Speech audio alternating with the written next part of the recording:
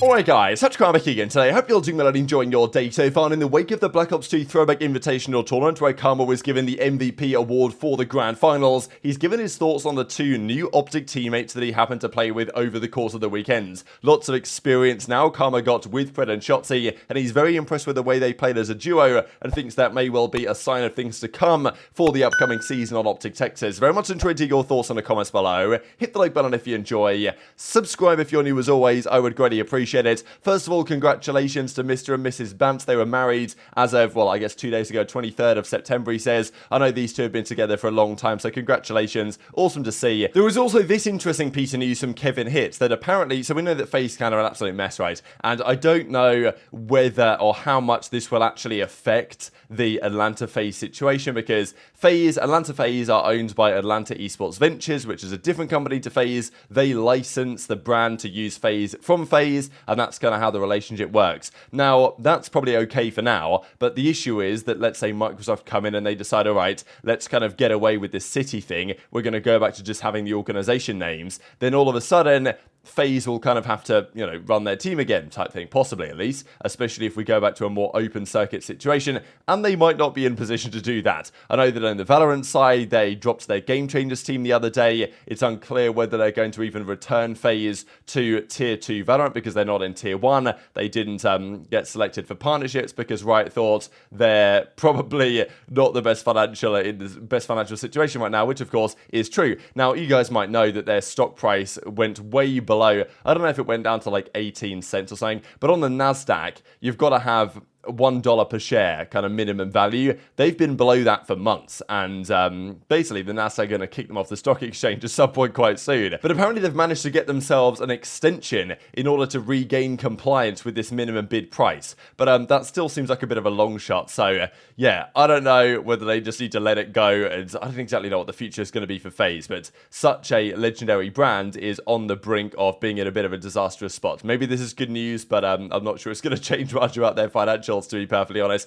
There was also this very unfortunate update that a couple of you guys mentioned to me over the last few days, some Electrify Steel. They've been one of the big supporters of challenges over the last couple of years, and they've confirmed that they will not be returning to challenges for the upcoming season, which is a real shame. There's so many of these organizations, you know, ESG, Team War, for example, lots of these orgs that have been around the Tier 2 scene for a few years and have just decided, as ESG Fresh here says, we just can't justify the lack of return from what they're putting in. It's not that they don't have the funding, not that they don't have the money and the willingness to support challenges, but it's just the way it's structured doesn't give any return for these teams. They put in money, they support their players, they give them salaries, or they fly them to the event and this type of stuff, but yet there isn't a return, especially because you can't get to Tier 1. And this is, I think, what Valorant have done better. Not to say that the Valorant Tier 2 ecosystem is good, because I think there's plenty of issues. But there are so many organizations that want to get into Tier 2, because if you win Tier 2, if you win effectively what is the Challengers World Championship in COD, is called the Ascension Tournament in Valorant, you qualify for the Partnership League.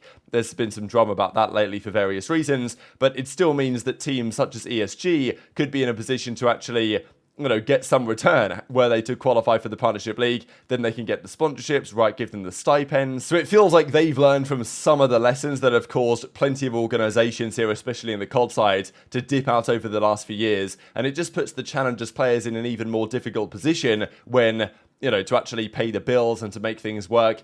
It's just super tough to make ends meet, and I don't blame the organizations either, because if they don't see any actual return from it, the only way to make it work is what the Awobobs did, where you pay for the players for a season, take a bit of a loss, maybe if you can bring some sponsors on, you might be able to possibly break even, but even then, you're relying, if you want to make any money, on selling those players for buyouts to the Pro League, which is possible if you get really good players, but, you know, like aBeZy, like Linz, but it's difficult to achieve. So, yeah, we'll see what happens on the future there, but I thought it was kind of a sad story, really. Now, let's talk about the OpTic situation going forward, because yesterday we saw that, of course, Scump and Co. won at the Black Ops 2 Invitational Throwback Tournament again. Dashy was not there, however, I did see on his Instagram story, because I actually use Insta sometimes now, so I see some of this stuff, rather than, you know, people send me these things usually, but I can see them at first hand now, which is cool. So, Dashy going from Toronto back to Texas, and I was thinking, why would this be the case? I'm guessing it might be because they've got that OpTic Legacy versus OpTic Texas tournament coming up soon.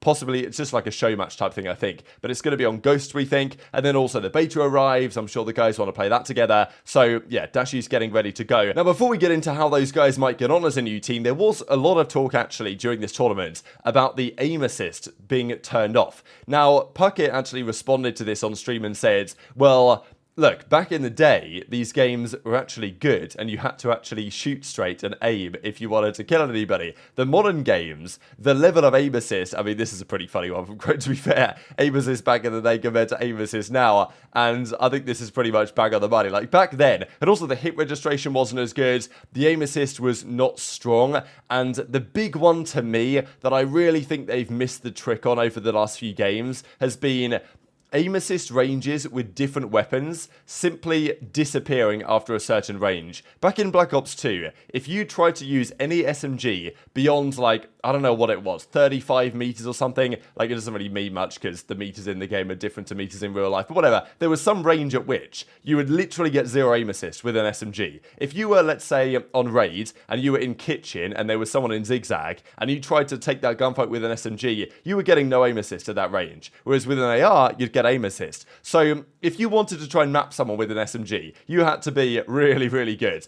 A lot of left stick aiming, and it took a lot of skill. Whereas in the new games, you get aim assist everywhere with every gun. It's really strong, and it means that often the SMGs are kind of too strong because they can map somebody all the way across the map and they can gun them up close. So a bit of a rant, but it gets the point across that a lot of these guys go back to the older games and think, damn, I'm getting fried. Like, why can't I shoot straight? Now, it turns out that there was a little bit more to it than this. As we see, Clay's getting spun on, Zuma was getting spun on, there was a lot of this stuff happening, and as Clay says, please come and play on these devices. So there was lots of talk, really, even from, there was people, I think people that, like, thought the players were hacking and stuff like this, or they were using aim assist cheats on the new games, and then because they'd gone back to an old game with less aim assist, now the pros were getting exposed as actually being terrible. So, there was some interesting takes on this stuff, but as Brasini says, input delay is the real reason, but go off king. Now, I'm pretty sure back in the day, there used to be some, like Xbox 360, there used to be some input delay anyway. It was just something you had to get used to. But I'm pretty sure that, as Ake says,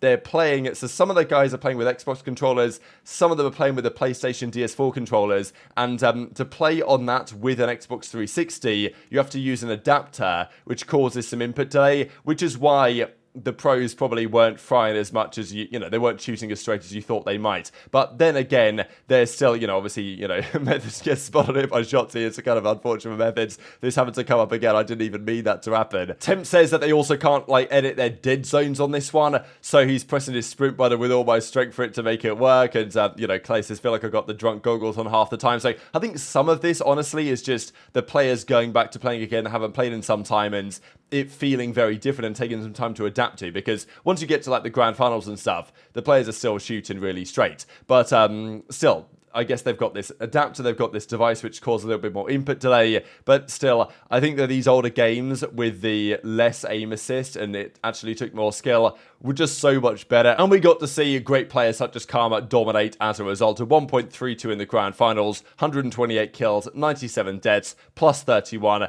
just absolutely phenomenal stuff. Now, Karma played this entire tournament and weekends, and had plenty of maps to play with his new underlings in some sense, right? He's the coach, and Prid and Shotzzy are going to be his players for the new season. Now, Holly, his wife, was trying his best to try and get someone to help him compete again. Bobby, 3 times not competing, is criminal. David, the best player ever, helped me convince him to play again. I know that, she said this before, and Karma is always really keen at the start of a new game to play again. Like, he always grinds the throwback tournaments. In the off-season, then he always grinds through the early kickoff tournaments for the new title. But, he doesn't want to compete on that level anymore, and I don't blame him. At the level of commitment, and the games aren't as good, all this stuff. But he is still having clearly some minds towards being a competitive force. In the same way that, as Karma said earlier today, after the tournament was over, he was like, look, there's nothing like that feeling up on the stage when you're playing in front of a crowd and playing for the win.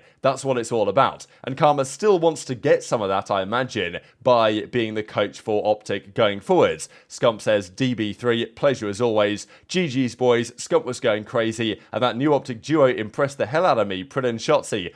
This I thought was actually really rather interesting, because if there's anyone who knows a thing or two about winning in COD, Karma is certainly one of those guys. And Pred, brand new to OpTic, yes, he's won an event on Seattle Surge, but it's not like Pred's been winning everything before joining OpTic, let's say, as kind of formal. Well, it's interesting with formal, I guess, when he joined in Advanced Warfare, he was considered to be one of the, if not the best players in the game at the end of Ghost, and he had just come off winning an event with an MVP performance. So, but still, it's not like Formula had won a load of things before coming into OpTic, and then won a fair bit on OpTic. So the Green Wall will obviously be hoping there's something similar to come here, but I thought it was interesting that Karma was particularly impressed by Priestahh and Shotzzy, because I'm sure that wasn't just the gameplay, but that was also comms, you know, attitude, things like this. That yes, it's a throwback tournament, it's for charity, but I'm sure that part of Karma's excitement for this tournament was to get to play with Priestahh and Shotzzy, see how they operate, see how things work with those two, and then, you know, have some understanding of how to get the best out of these players for the new season. Because yes, Karma came in as the coach for OpTic at the end of last year. No Priestahh at the time. Shotzzy was there, but he was late to the party. They kind of had their ways.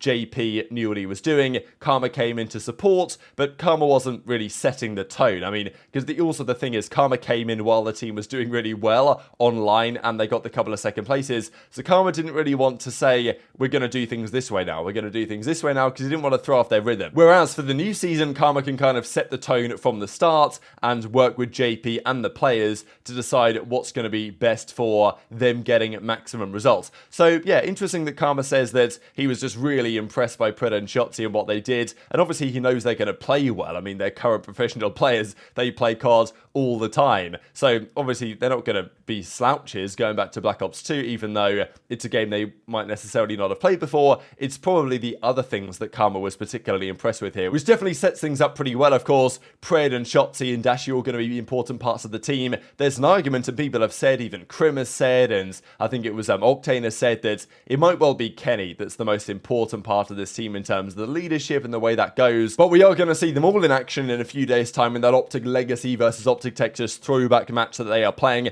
There was also this, right, speaking of these matches, which third game mode is the best? Now, Blitz was an OG classic game mode from the Call of Duty Ghost days.